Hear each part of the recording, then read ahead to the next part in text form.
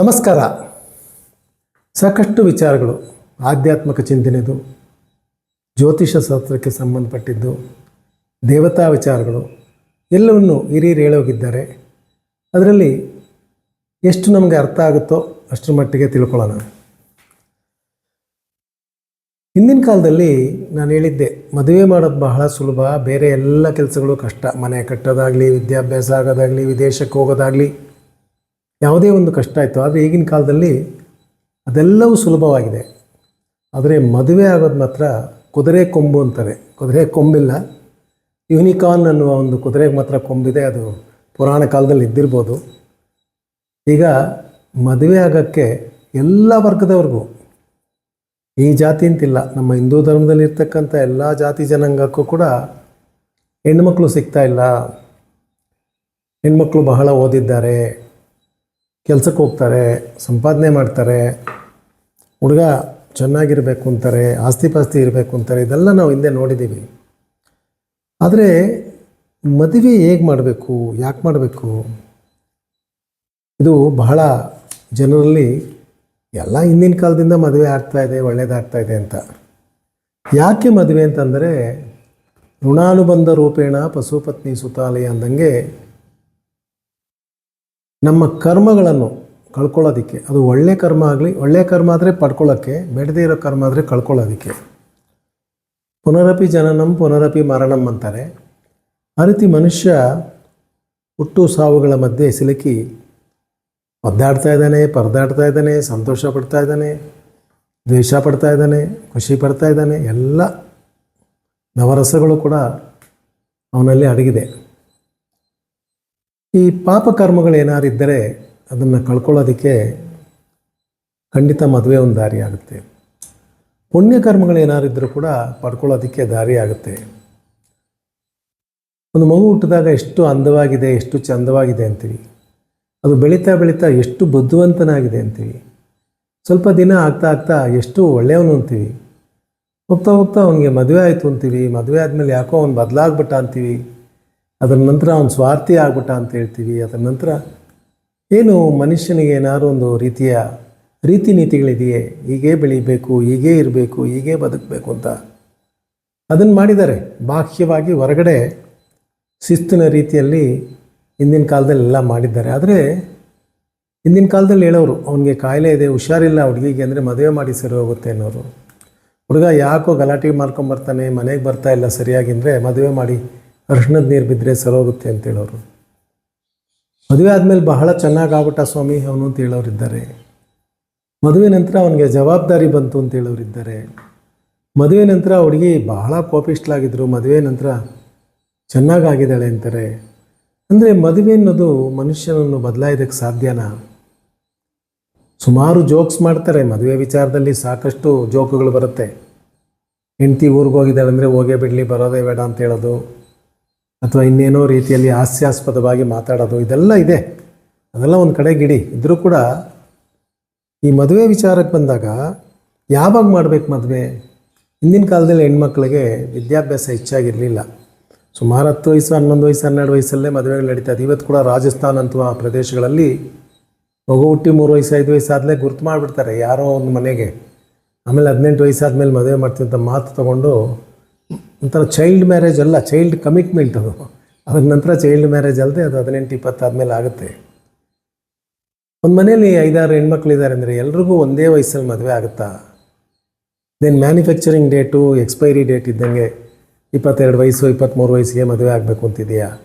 ನಾನು ಹೇಳಿದೆ, ಹಿಂದಿನ ಕಾಲದಲ್ಲೆಲ್ಲ 13, 12, 13ರಿಂದ 20 ವಯಸ್ಸು 21 ವಯಸ್ಸುವರೆಗೂ ಇತ್ತು.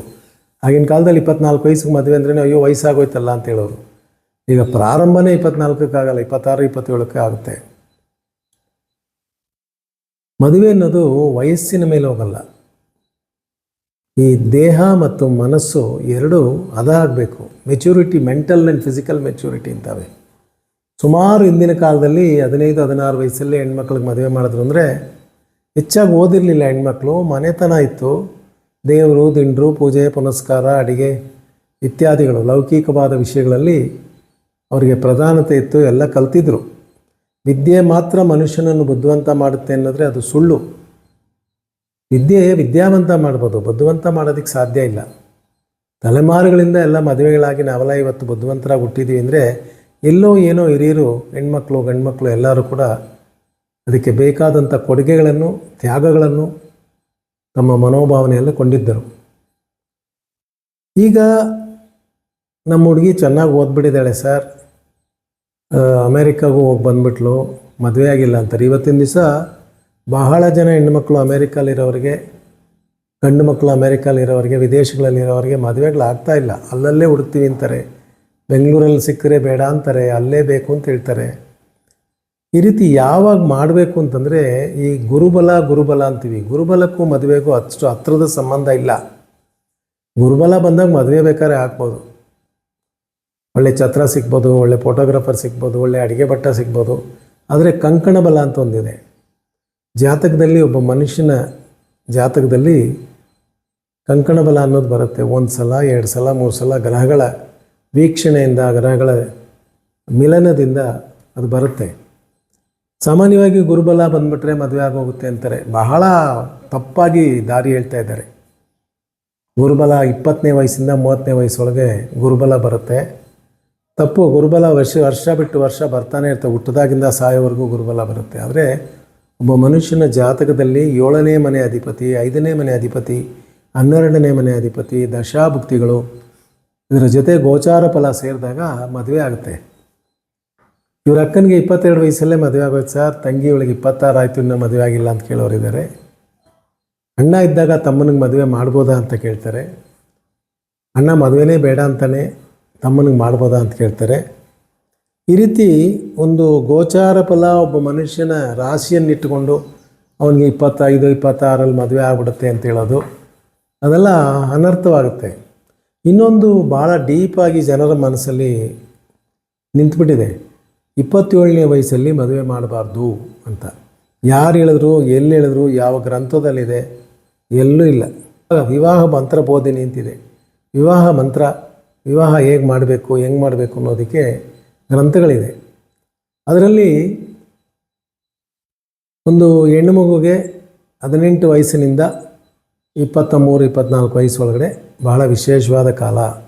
ಗಂಡು ಹುಡುಗರಿಗೆ 22, 23 ವಯಸ್ಸಿಂದ 30 ವಯಸ್ಸೊಳಗಡೆ ಒಳ್ಳೆಯ ವಿಶೇಷವಾದ ಕಾಲ ಅಂತ ಕೊಟ್ಟಿದೆ ಹೊರತು ಅದರಲ್ಲಿ ಕೂಡ 5-6 ವರ್ಷ ಗ್ಯಾಪ್ ಕೊಟ್ಟಿದ್ದಾರೆ. ಅದರಲ್ಲಿ ಯಾವಾಗ ಬೇಕಾದ್ರೂ ಅವ್ರಿಗೆ ಕಂಕಣ ಬಲ ಬರ್ಬೋದು. ಏನು ಕೆಲವ್ರು ನಾನು ಕೇಳಿದೆ ನನ್ನ ಪ್ರಾಕ್ಟೀಸಲ್ಲಿ, ಅದ್ಯಾಕೆ 27ನೇ ವಯಸ್ಸಲ್ಲಿ ಬೇಡ ಅಂತೀರಂದರೆ ಏಳು ಬೀಳು ಅಂತಾರಲ್ಲ ಸ್ವಾಮಿ ಅಂಥೇಳಿ. ಏಳು ಬೀಳಕ್ಕೂ ಇದಕ್ಕೂ ಲೆಕ್ಕ ಇಲ್ಲ. 27ನೇ ವಯಸ್ಸಲ್ಲಿ ಮದುವೆ ಮಾಡಿಬಿಟ್ರೆ ತೊಂದರೆ ಆಗುತ್ತೆ ಅನ್ನೋದು ಒಂಥರ ಕಾಕದಾಳಿ ನ್ಯಾಯ. ಯಾರಿಗೋ ಏನೋ ಆಗಿರ್ಬೋದು, ಅದನ್ನು ಇಟ್ಕೊಂಡು ಹೇಳ್ತಾರೆ. ಖಂಡಿತ ಆ ರೀತಿ ಮಾಡಬೇಡಿ. ನಿಮ್ಮ ಮಕ್ಕಳ ಜಾತಕದಲ್ಲಿ, ಮಗನ ಜಾತಕದಲ್ಲಿ ಅಥವಾ ಮಗಳ ಜಾತಕದಲ್ಲಿ ದಶಾಭುಕ್ತಿಗಳು ಅದಕ್ಕೆ ತಕ್ಕಂತೆ ಕಾಲಕ್ರಮಗಳು ಸರಿಯಾಗಿದ್ದಲ್ಲಿ ಅದು 25ರಲ್ಲೂ ಮಾಡ್ಬೋದು, 26ರಲ್ಲೂ ಮಾಡ್ಬೋದು, 27ರಲ್ಲೂ ಕೂಡ ಮಾಡ್ಬೋದು. ಯಾರ ಜೊತೆ ಮಾಡಬೇಕು, ಯಾವಾಗ ಮಾಡಬೇಕು ಅನ್ನೋದು ಹೇಳಿದೆ. ಯಾರ ಜೊತೆ ಮಾಡಬೇಕು? ಸಾಮಾನ್ಯವಾಗಿ ನಮ್ಮ ಹಿಂದೂ ಧರ್ಮದಲ್ಲಿ ಅವರವರ ಜಾತಿಯಲ್ಲಿ ಅವರವರ ಸಬ್ಸೆಕ್ಟ್ ಅಂತ ಹೇಳ್ತಾರೆ, ಅದರಲ್ಲೇ ಮಾಡಬೇಕು ಅನ್ನೋ ಆಸೆ ಇರುತ್ತೆ. ಇದು ಹೇಳ್ಕೊಂಡೋದ್ರೆ ಬಹಳ ಎಪಿಸೋಡ್ಗಳು ಹೇಳಬೇಕಾಗುತ್ತೆ. ಇದ್ರೂ ಕೂಡ ನಾನು ಸೂಕ್ಷ್ಮವಾಗಿ ಇದನ್ನು ಹೇಳ್ತಾ ಇದ್ದೀನಿ. ಒಳ್ಳೆ ಜಾತಕ ಇರ್ತಕ್ಕಂಥ, ಒಳ್ಳೆ ಮನೆತನ ಇರ್ತಕ್ಕಂತಹ, ಆರೋಗ್ಯ ಇರ್ತಕ್ಕಂತಹ ಗಂಡಿಗೂ ಹೆಣ್ಣಿಗೂ ಮದುವೆ ಆಗಬೇಕು ಅಂತ ಶಾಸ್ತ್ರ ಹೇಳುತ್ತೆ. ಆಸ್ತಿ ಇರಬೇಕು, ಅಂದ ಚಂದ ಇರಬೇಕು, ಅಧಿಕಾರ ಇರಬೇಕು, ಅಂತಸ್ತು, ಇದೆಲ್ಲ ಯಾವ ರೀತಿಯಲ್ಲೂ ಕೂಡ ಹೇಳಲಿಲ್ಲ. ಜಾತಕ ರೀತಿಯಾಗಿ ಒಳ್ಳೆ ಮನೆತನ, ಒಳ್ಳೆ ಹುಡುಗ, ಒಳ್ಳೆ ಆರೋಗ್ಯ ಇರೋನು ಗಂಡಾಗ್ಬೋದು. ಅದೇ ರೀತಿ ಹೆಣ್ಮಗು ಅದೇ ಲೆಕ್ಕಾಚಾರಕ್ಕೆ ಅವನಿಗೆ ಎಲ್ಲ ರೀತಿಯಲ್ಲೂ ತಾನೂ ಅಭಿವೃದ್ಧಿ ಪಡೆದು ಅವಳು ಅಭಿವೃದ್ಧಿ ಪಡೆಯೋಳಾಗಿರಬೇಕು. ಕಂಕಣ ಬಲ ಅನ್ನೋದು ಜಾತಕದಲ್ಲಿ ಒಂದು ಲೆಕ್ಕಾಚಾರ ಇದೆ. ಒಂದು ಜಾತಕಕ್ಕೆ ಅವಳ ಲಗ್ನದಿಂದ 5ನೇ ಮನೆ ಅಧಿಪತಿ ಗ್ರಹಗಳು, 7ನೇ ಮನೆ ಅಧಿಪತಿ ಗ್ರಹಗಳು, 12ನೇ ಮನೆ ಅಧಿಪತಿ ಗ್ರಹಗಳು. ಯಾಕಂದರೆ ಮದುವೆ ಅನ್ನೋದು ಕಾಯ, ವಾಚ, ಮನಸ 3 ಒಟ್ಟಿಗೆ ಸೇರಬೇಕಾಗಿರೋದು. ಬಹಳ ಪ್ರೇಮ ವಿವಾಹಗಳು ಬರೀ ಕಾಯ ಅಂದರೆ ದೇಹದ ಆಸೆಯಿಂದ ಮದುವೆಗಳಾಗೋಗಿ ಬಿಟ್ಟೋಗ್ತವೆ. ಇನ್ನು ಕೆಲವು ಮದುವೆಗಳು ಮನಸ್ಸು ಹೊಂದಾಣಿಕೆ ಇರುತ್ತೆ, ದೇಹದಲ್ಲಿ ಆಸಕ್ತಿ ಇರುತ್ತೆ. ಈ ಕಾಯ, ವಾಚ, ಮನಸ್ಸ, ದೇಹ, ಮನಸ್ಸು, ಚಿಂತನೆ ಎಲ್ಲ ಒಟ್ಟು ಸೇರುವಂತಹ ಜೋಡಿ, ಅದೇ ಮದುವೆಗೆ ಸೂಕ್ತವಾದಂತಹ ಜೋಡಿ. ಅದನ್ನು ಹೇಗೆ ನೋಡೋದು? ನಾನು ಹಿಂದೆ ಮ್ಯಾಚಿಂಗ್ ದಿ ಹಾರೋಸ್ಕೋಪಲ್ಲಿ ಹೇಳಿದ್ದೀನಿ ಸಾಕಷ್ಟು, ಏನೇನು ಬರುತ್ತೆ ಹೇಗೆ ಬರುತ್ತೆ ಅಂತೇಳಿ. ಅದರ ನಂತರ ಈ ಜಾತಕ ನೋಡಿದಾಗ ಅದರ ಪರಿಣಾಮ ಏನಿದೆ, ಎಲ್ಲಿವರೆಗೂ ಇದೆ ಮದುವೆ ಯೋಗ, ಎಲ್ಲಿವರೆಗೂ ಇದೆ, ಇವರಿಗೆ ಸಂಬಂಧದಲ್ಲೇ ಆಗುತ್ತಾ ಅಥವಾ ಹೊರಗಡೆ ಸಂಬಂಧದಲ್ಲಾಗುತ್ತಾ ಅಥವಾ ಬೇರೆ ಜಾತಿಯವ್ರನ್ನ ಆಗುತ್ತಾ ಅಥವಾ ಮದುವೆ ನಂತರ ಇವರು ಹೇಗಿರ್ತಾರೆ, ಇದನ್ನೆಲ್ಲ ನೋಡಬೇಕಾಗುತ್ತೆ. ಅದರಿಂದ ಮದುವೆ ಅನ್ನೋದು ಇಷ್ಟು ವಯಸ್ಸಲ್ಲೇ ಮಾಡಬೇಕು, ಹಿಂಗೇ ಮಾಡಬೇಕು, ಇಂಥವ್ರ ಜೊತೆನೇ ಮಾಡಬೇಕು, ಆ ಥರ ನೀವೇ ತೀರ್ಮಾನ ಮಾಡ್ಕೊಳೋದಿಲ್ಲ. ಅದು ಹಣೆಯಲ್ಲಿ ಬರೆದಿರ್ತಾನೆ ದೇವರು, ಯಾರಿಗೆ ಯಾರು ಆಗಬೇಕು ಅನ್ನೋದು ಬರೆದಿರ್ತಾನೆ. ಕೆಲವು ಮದುವೆಗಳು ಪ್ರಾರಂಭದಲ್ಲಿ ತಂದೆ ತಾಯಿಗೆ ಇಷ್ಟ ಇರಲ್ಲ, ಹೋಗ್ತಾ ಹೋಗ್ತಾ ಇಷ್ಟಪಡ್ತಾರೆ. ಇನ್ನು ಕೆಲವು ಮದುವೆಗಳು ತಂದೆ ತಾಯಿಯೇ ಆರಿಸಿರ್ತಾರೆ, ಎಸ್ಪೆಷಲಿ ತಾಯಂದ್ರೆ ಆರಿಸಿರ್ತಾರೆ. ಆ ಹುಡುಗಿನ ಭಾಳ ಚೆನ್ನಾಗಿ ಮಾತಾಡಿಸ್ತಾರೆ, ಮದುವೆ ಆಗಿ 6 ತಿಂಗಳು 3 ತಿಂಗಳು 9 ತಿಂಗಳು, ಆಮೇಲೆ ಅತ್ತೆ ಸೊಸೆಗೆ ಆಗೋದಿಲ್ಲ. ಈ ಕಾಲದಲ್ಲಿ ಬರೀ ಹುಡುಗನಿಗೆ ಹುಡುಗಿ ಮ್ಯಾಚಿಂಗ್ ಅಲ್ಲದೆ ಹುಡುಗನ ತಾಯಿಗೂ ಕೂಡ ಮ್ಯಾಚಿಂಗ್ ಮಾಡಬೇಕಾದಂಥ ಪರಿಸ್ಥಿತಿ ಬಂದಿದೆ. ನೋಡ್ಬೋದು, ಭಾವಾತ್ ಭಾವ ಅಂತ ಹೇಳ್ತೀವಿ. ಹುಡುಗನ ಜಾತಕದಲ್ಲಿ ಮಾತೃಸ್ಥಾನ ಹೇಗಿದೆ, ಕಳತ್ರ ಸ್ಥಾನ ಅಂದರೆ ತಾಯಿಯ ಆಗು ಹೋಗುಗಳು ಏನಿದೆ ಜಾತಕದ ಮೂಲಕ, ಹೆಂಡತಿ ಆಗು ಹೋಗುಗಳು ಹೇಗಿದೆ, ತಾಯಿಗೂ ಹೆಂಡತಿಗೂ ಅಡ್ಜಸ್ಟ್ ಆಗುತ್ತಾ, ಇದನ್ನೆಲ್ಲ ಕೂಡ ನೋಡಬೇಕಾಗುತ್ತೆ.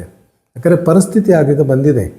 ಜ್ಯೋತಿಷ ಹಳೆಯ ಕಾಲದಿಂದ ಒಂದೇ ರೀತಿ ಇದೆ, ಅದೇನು ಅಭಿವೃದ್ಧಿ ಆಗಿಲ್ಲ ಅಂತ ಕೆಲವು ವಿಜ್ಞಾನಿಗಳು ಹೇಳ್ತಾರೆ. ಇಲ್ಲ, ಕಾಲಕ್ಕೆ ತಕ್ಕಂತೆ ಅದು ಬದಲಾಗಿದೆ. ಹಿಂದಿನ ಕಾಲದಲ್ಲಿ ಅತ್ತೆ ಸೊಸೆ ಜಗಳೆಲ್ಲ ಇರಲಿಲ್ಲ, ಈಗಿನ ಕಾಲದಲ್ಲಿ ಬಹಳ ಇದೆ, ಅದನ್ನು ನೋಡ್ತೀವಿ. ಆದುದರಿಂದ ಮದುವೆ ಅನ್ನುವಂತಹ ವಿಶೇಷವಾದ ವಿಷಯಕ್ಕೆ ನೀವು ತಲೆ ಬಾಗಲೇಬೇಕು. ನನಗೆ ಅವಕಾಶ ಬಂದಾಗ, ಗುರುಬಲ ಇದ್ದಾಗ, ಕಂಕಣ ಬಲ ಇದ್ದಾಗ ಮದುವೆ ಬೇಡ ಅಂತ ಉದಾಸೀನ ಮಾಡಿದಂಥ ಹೆಣ್ಮಕ್ಳು ಬಹಳ ಜನ ಇವತ್ತಿಗೂ ನನ್ನ ಹತ್ರ ಬರ್ತಾರೆ. ತಂದೆ ತಾಯಿ ಮಾತು, ನಮ್ಮ ಮಾತು ಕೇಳಿದೆ, ಇವಾಗ 40 ಆಗೋಯ್ತು, 42 ಆಗೋಯ್ತು, 45 ಆಗೋಯ್ತು, ಯಾಕೆ ನಾನು ಅವಾಗ ಬೇಡ ಅಂತ ಹೇಳಿದೆ ಅಂತ ಗೊತ್ತಿಲ್ಲ ಅಂತ ಹೇಳ್ತಾರೆ. ಆದ್ದರಿಂದ ನಮ್ಮ ಯಾವುದೇ ರೀತಿಯಾದಂತಹ ನಾವು ಒಬ್ಬ ಮನುಷ್ಯ ನೋಡಿ 4 ವಿಧವಾದ ಆಶ್ರಮಗಳಲ್ಲಿ ಅಂದರೆ ಬ್ರಹ್ಮಚರ್ಯ, ಗೃಹಸ್ಥಾಶ್ರಮ, ಸನ್ಯಾಸಾಶ್ರಮ, ವಾನಪ್ರಸ್ಥ ಅಂತ ಹೇಳ್ತಾರೆ ಒಬ್ಬ ಮನುಷ್ಯನಿಗೆ. ಅದು ಹಿಂದಿನ ಕಾಲದಲ್ಲಿ ಎಲ್ಲ ಜಾತಿ ಜನಕ್ಕೂ ಇತ್ತು. ಆ ಎಲ್ಲದಕ್ಕಿಂತ ಬ್ರಹ್ಮಚರ್ಯ ಅಂದರೆ ಚಿಕ್ಕ ವಯಸ್ಸು, ಗೃಹಸ್ಥ ಅಂದರೆ ಮದುವೆ ಮಾಡಿಕೊಂಡು ಅದರ ನಂತರ ಇರ್ತಕ್ಕಂಥ ಜೀವನ, ಸನ್ಯಾಸಾಶ್ರಮ ಅಂದರೆ ಎಷ್ಟೋ ಜನ ಸಾಧು ಸಂತರು ಸನ್ಯಾಸಿಗಳಿದ್ದಾರೆ, ವಾನಪ್ರಸ್ಥ ಅಂದರೆ ಕಾಡುಗಳಲ್ಲಿ ಬೆಟ್ಟ ಗುಡ್ಡಗಳಲ್ಲಿ ವಾಸ ಮಾಡುವಂಥ ಋಷಿಮುನಿಗಳಿರ್ತಾರೆ. ಇದು ಎಲ್ಲದಕ್ಕಿಂತ ಉತ್ತಮವಾದದ್ದು ಗೃಹಸ್ಥಾಶ್ರಮ ಅಂತಾರೆ. ಅದೆಲ್ಲ ಬದುಕಬೇಕಂದ್ರೆ ಬ್ರಹ್ಮಚಾರಿಗಳು ಬದುಕಬೇಕು, ಸ್ವಾಮೀಜಿ ಸನ್ಯಾಸಿಗಳು ಬದುಕಬೇಕು, ಋಷಿಮುನಿಗಳು ಇರಬೇಕು ಅಂದರೆ ಗೃಹಸ್ಥನು ಚೆನ್ನಾಗಿದ್ರೇ ಅದೆಲ್ಲ ಸಾಧ್ಯ. ಆದುದರಿಂದ ಮದುವೆ ಅನ್ನೋದು ಒಂದು ವಿಶೇಷವಾದಂಥ ಒಂದು ಅಂಗ. ನಾನು ಹಿಂದೆ ಕೂಡ ಹೇಳಿದ್ದೀನಿ, if life is a law, marriage is an amendment ಅಂತೇಳಿ. ಒಂದು ಜೀವನ, ಮನುಷ್ಯನ ಜೀವನ ಕಾನೂನಾದರೆ ಈ ಮದುವೆ ಅನ್ನೋದು ಒಂದು ತಿದ್ದುಪಡಿ, ಅಮೆಂಡ್ಮೆಂಟ್ ಅಂತ ಹೇಳ್ತಾರೆ. ಆದುದರಿಂದ ನಿಮ್ಮ ಅಮೆಂಡ್ಮೆಂಟ್ಗೆ ನಿಮ್ಮ ಹಿರಿಯರ, ಗುರು ಹಿರಿಯರ, ಮನೆ ದೇವರ ಹಾಗೂ ಒಳ್ಳೆಯ ಜ್ಯೋತಿಷರ ಸಹಾಯ ತಗೊಂಡು ಮದುವೆ ಮಾಡ್ಕೊಳ್ಳಿ, ಉತ್ತಮವಾದ ಜೀವವನ್ನು ಬದುಕಿ. ಮತ್ತೆ ಇನ್ನೊಂದು ಎಪಿಸೋಡಲ್ಲಿ ಮದುವೆ ವಿಚಾರ ನೋಡೋಣ. ನಮಸ್ಕಾರ.